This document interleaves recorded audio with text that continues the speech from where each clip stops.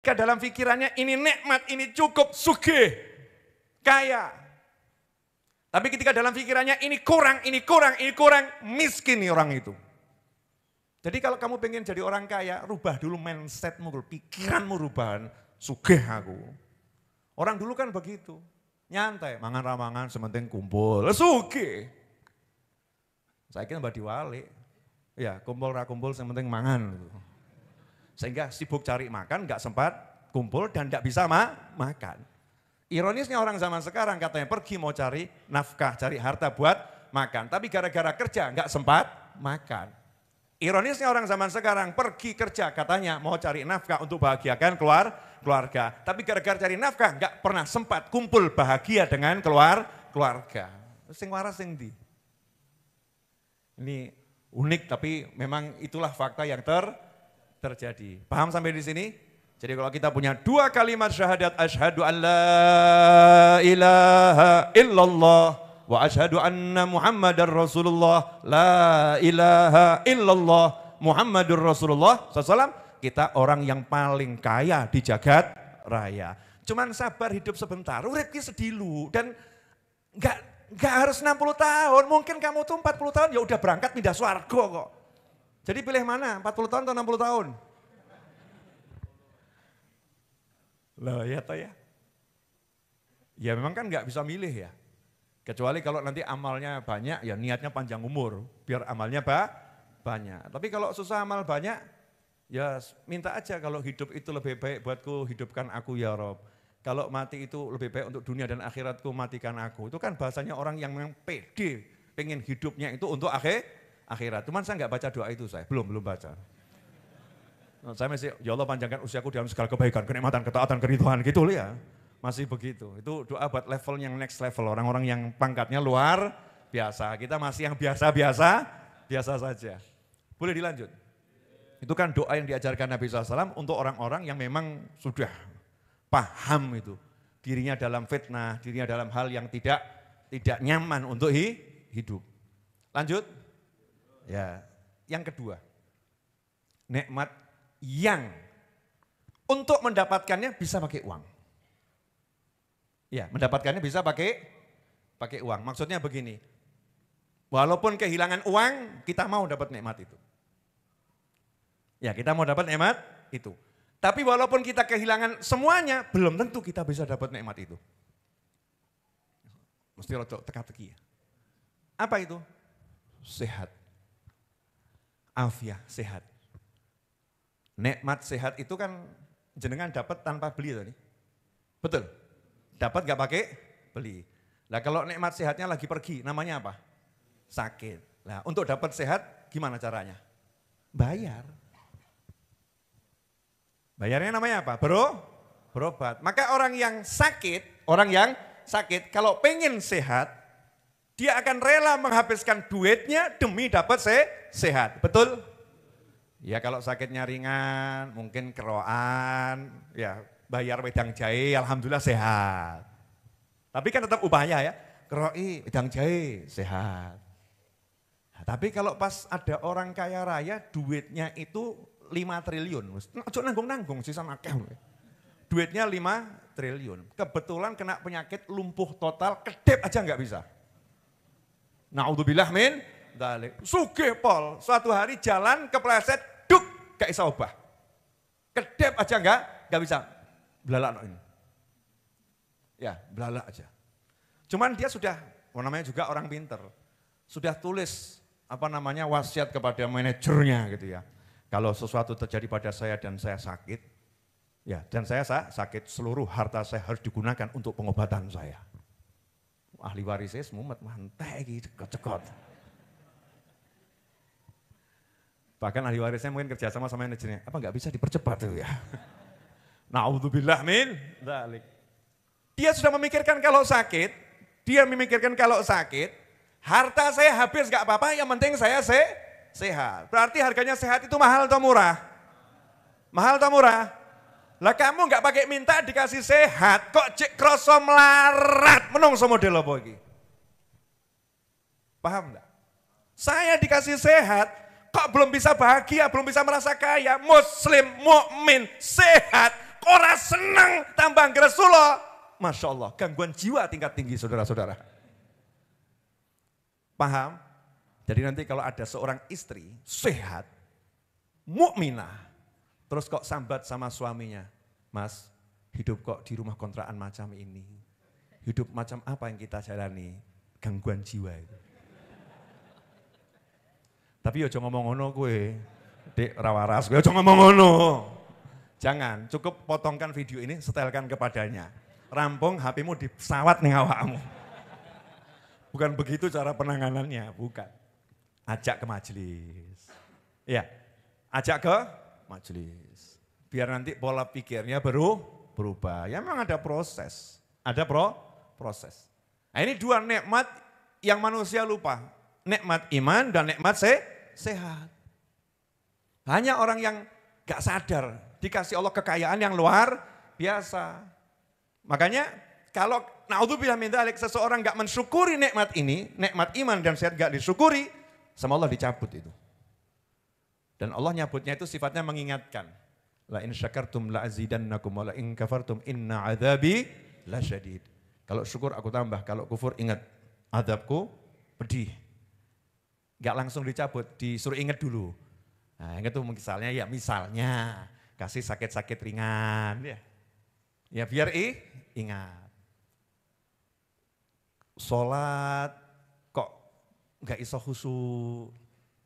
Ya nggak bisa khusyuk. Itu sebetulnya bagian iman kita sudah tercabut titik-titik itu. Ngaji kok nggak iso ngerasa nikmat baca Al-Quran. Giliran lihat musik-musik yang setengah jelas gitu ya. Atau yang enggak jelas, kok rasanya nikmat. Begitu ada orang ngaji kok bribeni gitu ya. Ada orang baca Al-Quran, bribeni, apa gitu. Begitu ada musik yang seru, Masya Allah. Itu bagian keimanannya sudah mulai tercabut itu. Yang setengah-setengah ngaji, Masya Allah. Musik edan, Masya Allah. Ini setengah-setengah ini, soalnya ini jamaah majelis juga ya. Jadi kadang pasang, kadang surut. Kalau masih pasang surut masih bagus. Iya, yang bahaya itu pasang, tapi bukan surut. Jadi begitu pasang tapi langsung nyungsep ini. Kalau pasang surut kan biasanya surutnya sedikit ya. Tapi kalau pasang naik kemudian ambles lah, itu ngeri. Naudzubillah min dzalik. Nah, fungsinya kita hadir majelis adalah biar iman kita ini disadarkan terus. Kaya-kaya, yang hadir majelis Ar-Raudhah harus merasa kaya. Harus, orang bab amin ini. Ini bab alhamdulillah ya. Alhamdulillah. Jadi urusan duit itu bukan ukuran kekayaan. Ya, miskin itu bukan ukuran gak punya duit. Miskin itu kalau kamu merasa kurang, itu namanya miskin. Kalau udah merasa cukup seperti nelayan tadi kan ya asik-asik saja. Nikmat. Contoh, Bu. Oke, saya kasih contoh ya. Ibu-ibu yang kaya raya. Dibuka lemari, isinya pakaiannya cuma 5 lembar pakaian. Ya, 5 lembar pakaian. Itu sudah lengkap dengan celana, kalau ada celana panjang ya celana panjangnya 5 lembar itu. Ditanya sama anaknya, Bu, ya nak, mari Bu kita ke pasar, terus mampir ke mall, beli baju baru buat ibu yang bagus. Dijawab, aduh nak, itu yang di lemari aja masih dipakai, masih bagus. Nyucinya ada 5 sudah capek, masa mau nambah kerjaan lagi. Belum lagi pakai pergi ke pasar, muter-muter cuman buat cari kain. Orang nah kurang kerjaan nak, wes. Gak nak, cukup pikir nak. Saya mau nanya ini, perempuan model begini masih ada enggak? Masih ada enggak? Hah? Ada lanjutannya. Daripada waktu ibu habis nak, buat lihat-lihat di toko, ya, buat lihat-lihat di toko, lebih baik ibu lihat wajah ayahmu saja. Masya Allah. Sama juga suaminya, ditawari sama anaknya. Ayah, ayo ayah jalan-jalan, pergi ke toko beli motor ayah. Jadi biar nanti ayah bisa keliling kemana-mana. Dijawab, ya Allah nak. Doang itu sepeda ontel aja gak sempat kepake. Gak sempat kok kepake. Bapakmu itu senengnya cuma di rumah nyawang ibumu. Masya Allah. Lah ngapain pergi naik motor, nanti ada harus punya SIM, pakai helm, harus spionnya lengkap. Tambah nanti kalau bapak lupa pakai helm kan bermasalah sama negara. Repot lagi, belum lagi nanti kalau lupa servis akhirnya macet, mogok, nyurung, masalah lagi. Tambah motor nak, tambah masalah nak. Lebih baik bapak di rumah saja sama ibu, kami kalau keluar paling kan ke sawah, gandengan berdua, menyusuri tepi sawah, jalan di pematang, ingat masa remaja nak, Masya Allah. Saya mau nanya, manusia model begini masuk waras apa wedan? Ini kan sebetulnya konsep hidup yang benar kan begini ya. Yang benar kan begini, bisa merasa cukup dengan yang dimiliki. Dipuas-puaskan. Sugih, sehingga orang yang mau ngasih itu bingung. Kasih duit. Saya benar nih, ada satu kiai itu di atas gunung. Dikasih duit. Dijawab, buat apa? Saya enggak makan kertas. Saya enggak makan kertas. Oke asik, ilmu ya. Ditenosik ya. Ini mahal. Asli larang. Gus Ikdam jangan dengar yang satu ini. Ya ini cara menyampaikan pesan tuh begitu, biar sampai gitu kan ya. Uang ya, kalau kamu pakai untuk beli barang, itu namanya uang. Betul? Jadi kalau dipakai beli barang baru itu dikatakan uang. Namanya alat tukar. Namanya alat tukar, biar paham definisi uang. Uang itu alat tukar. Kalau kita pakai untuk beli barang namanya uang. Kalau kita simpan tumpukan kertas. Kalau kita simpan namanya tumpukan kertas. Kalau nyimpannya itu di rekening bank namanya kumpulan angka. Kumpulan angka yang di rekening bank itu manfaat enggak? Enggak manfaat kecuali kalau kamu keluarkan dari rekening bank, transfer ke toko, beli barang. Betul? Jadi kalau tidak digunakan beli barang namanya tumpukan kertas atau rangkaian angka. Clear? Jadi kalau kamu punya tumpukan kertas berarti kamu enggak punya uang. Umat loh. Belum paham? Setelah cetok dulu. Ini namanya apa nih? Ada air di dalam sebuah gelas. Betul? Ini kalau saya taruh di gelas, digeletakkan saja. Manfaat enggak? Enggak. Air itu akan manfaat ditaruh di gelas kalau begini. Bismillahirrahmanirrahim. Alhamdulillah. Bismillahirrahmanirrahim. Alhamdulillah. Alhamdulillah. Baru namanya air saya manfaat untuk saya, betul? Kalau tak geletak kentok enggak disentuh, namanya airnya belum manfaat untuk saya. Kalau tak simpen terus, lama-lama rusak, betul? Oke, kopi. Ya pancen mengincipi. Di dalam cangkir ada kopi. Betul ya? Kalau kopi ini didiamkan saja, namanya cuman ya kopi di cangkir. Tapi kopi ini betul-betul kopi kalau sudah begini. Bismillahirrahmanirrahim. Alhamdulillah. Alhamdulillah. Alhamdulillah. Sebentar. Bariki apa kamu paham? Gus Ikdam kalau dengar ini, beliau lebih ahli merangkainya menjadi kata-kata yang indah masuk ke dalam jiwa. Anak muda ya, lebih paham. Lanjut atau enggak lanjut nih? Ini larang loh, asli larang. Mahal. Jadi kalau kamu punya uang, ya terus kamu habiskan, berarti kamu kan dapat sesuatu, betul? Habiskan beli roti dimakan, kamu dapat sesuatu. Berarti uang itu manfaat buat kamu, benar? Tapi kalau uang itu kamu taruh jadi tumpukan uang, manfaat buat kamu enggak. Kenapa? Kalau kamu mati detik itu, uang itu berubah menjadi milik ahli waris. Mulai paham? Mulai paham? Lah kamu dari pagi, siang, sore, malam kerja selama 1 bulan, uangnya kamu simpen. Bulan pertama, bulan kedua, bulan ketiga, bulan keempat, bulan kelima, buat simpen. Tok. Itu namanya apa itu? Tumpukan kertas. Ya tumpukan kertas. Lah mana uangmu? Ternyata cuman ini dok. Bedanya apa sama orang yang sangat miskin? Bedanya apa? Jadi kalau kamu jadi orang yang kaya, habiskan uangmu. Sugih awakmu. Kenapa? Golek duit ki yang gue dientekke. Nek ora dientekke ya ora usah golek.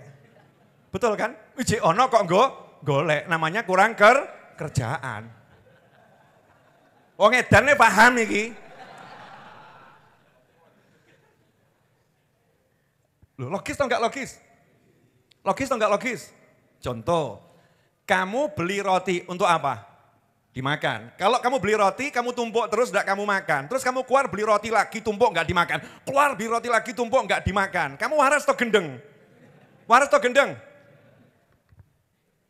Tapi kamu beli roti, kamu makan bagi. Habis toh ya? Keluar lagi, beli roti, makan bagi. Habis, keluar lagi, beli roti, beli makan, dimakan bagi. Waras atau gendeng? Waras. Karena roti dibeli untuk dimakan. Uang dicari untuk dimanfaatkan, bukan untuk disimpan. Masuk. Masuk. Makanya saya tuh senang kalau ada kesempatan untuk menghabiskan uang saya. Senang aku. Bener senang. Ya Allah senang entek. Kenapa? Kalau habis berarti saya boleh cari lagi. Waras aku entek golek eneh. Oh jakeh golek eneh kurang kerjaan. Lah apa golek kertas? Paham? Lu maaf bro, urip iki larang, asli. Detik demi detik ini kan mahal, kok disibukkan cari kertas kan kita nih ya, rodok bingung tuh piye to ya. Orang yang cerdas enggak gitu, Pak kok nyantai, lah ngapa? Kok enggak kerja? Lah gua apa kerja? Cari duit, oh itu akeh kok. Sing urung entek-entek lho ngomong duit. Becek lah ngeloni mbokmu. Katanya seorang ayah kepada anaknya. Ini konsep-konsep orang-orang tua dulu kan begitu ya. Tapi sama yang sudah belajar kakean golek duit kuwi, oh sayang, waktu tidak dimanfaatkan untuk cari uang. Diwalik, gua blok. Sorry lo ya, gua blok. Waktu dientek-entekke nggo golek duit. Ngentek wong kertas, oh mending nyawang mbokmu guyu mesem ki larang. Mbok regani piro iki? Mau dikasih harga berapa? Kita saling memandang, saling mencinta hingga lupa dengan dunia. Ono wonge. Teko, aku. Kan gitu. Ayo dirubah tuh mindsetnya, ya Allah. Munhamikun, tenggelam cari dunia. Loh Habib, bukannya share siapa ingin ikut andil? Ya betul, karena apa? Habis maka cari. Serius.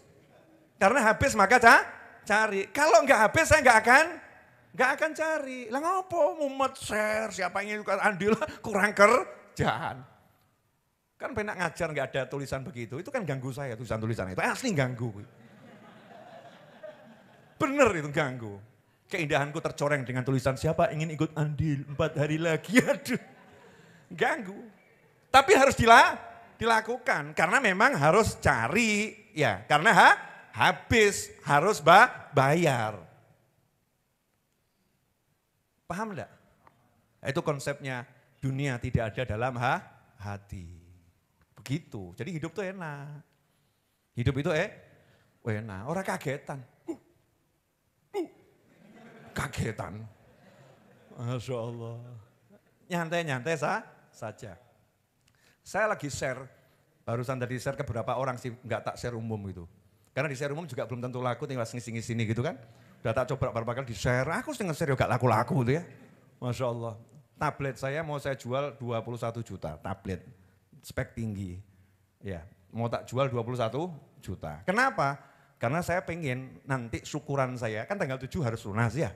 Berarti kalau harus lunas, berarti ya lunas. Mikirnya kan ngono ya. Mikirnya lunas, tanggal 7 harus lunas. Ya insya Allah lunas. Tanggal 10 saya mau syukuran. Syukurannya apa? Tanggal 9 yang syukurannya Isra Mi'raj. Beleh kambing berapa di sini buat makan bareng teman-teman Isra Mi'raj. Kemudian tanggal 10-nya mangkat Mekah Madinah. Lu iya toh laporan kepada pemimpin teragung baginda Nabi Muhammad SAW. Kanjeng Nabi, alhamdulillah lunas kan begitu ya. Minta lagi.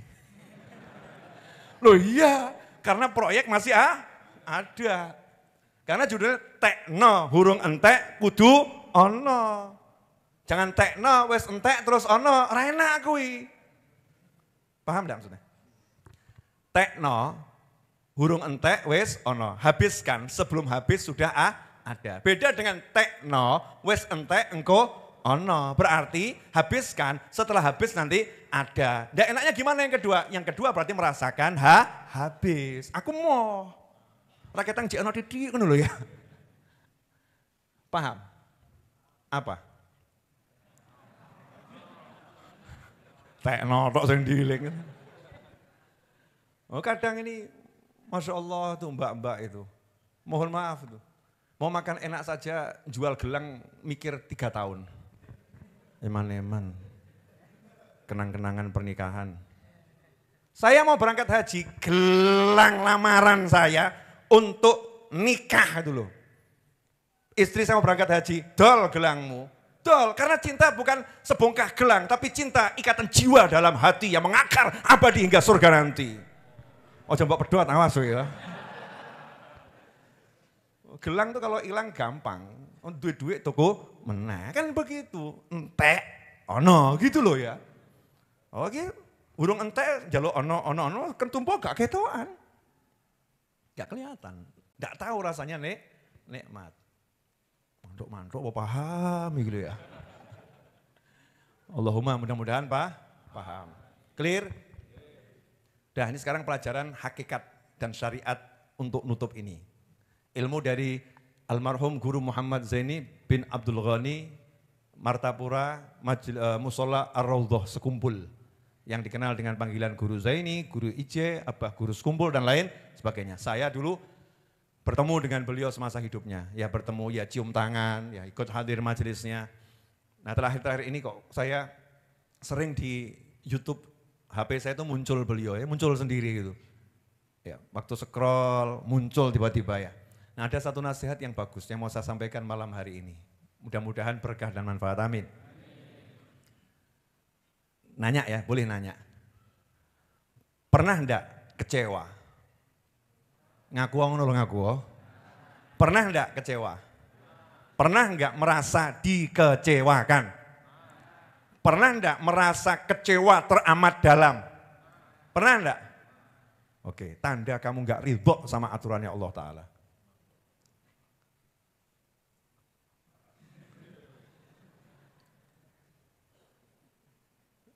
Betul kan ya? Tanda enggak ridho itu kecewa. Takdir ya. Kita harus belajar ilmu takdir itu karena bagian daripada rukun iman. Iman pada qadha dan qadar. Ini iman yang nomor 6 ini loh. Kok ya zaman sekarang udah seperti hilang dari hati orang-orang beriman. Naudzubillah min dzalik. Kalau ada musibah itu takdir atau bukan takdir? Takdir. Kamu sakit, takdir atau bukan takdir? Takdir. Kamu jualan kok sepi, takdir atau bukan takdir? Takdir. Kamu ngelamar anak orang ditolak, takdir atau bukan takdir? Takdir. Kamu pengen pol tapi nggak keturutan, takdir atau bukan takdir? Takdir. Tapi jangan mandek di situ loh ya. Ini baru definisinya ya, definisinya. Camkan baik-baik. Takdir itu nyata. Dan itu urusan yang maha kuasa. Allah ingin nunjukkan jati dirinya. Bahwasanya engkau manusia tak bisa apa-apa. Dan kuasa hanya dia semata yang punya. Yang lain gak boleh berbuat apapun tanpa izin dan restunya. Paham? Loh, Beb kok suaranya rodok banter. Iya loh, lagi apa namanya mengambil asma Allah yang Dzul Jalal, yang agung, maha kuasa, yang ngomongnya ya sing banter.